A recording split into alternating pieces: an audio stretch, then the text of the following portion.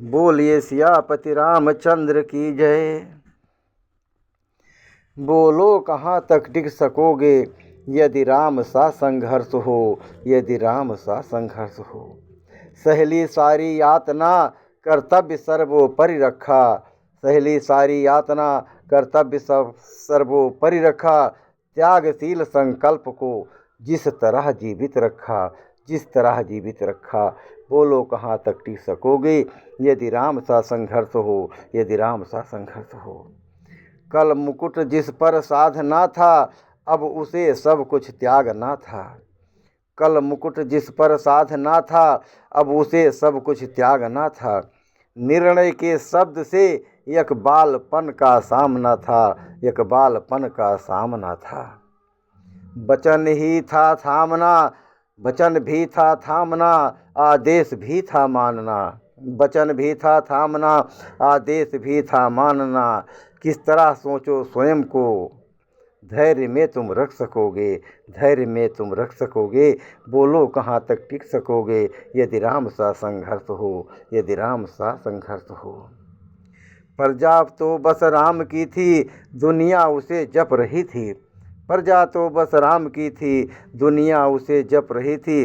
वचन ही था तोड़ देता, धर्म ही था छोड़ देता। वचन ही था तोड़ देता, धर्म ही था छोड़ देता। पर पीढ़ियाँ क्या सीख लेंगी, पर पीढ़ियाँ क्या सीख लेंगी।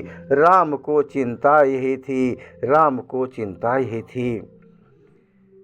हो छिन रहा एक क्षण में सब कुछ, हो छिन रहा एक क्षण में सब कुछ।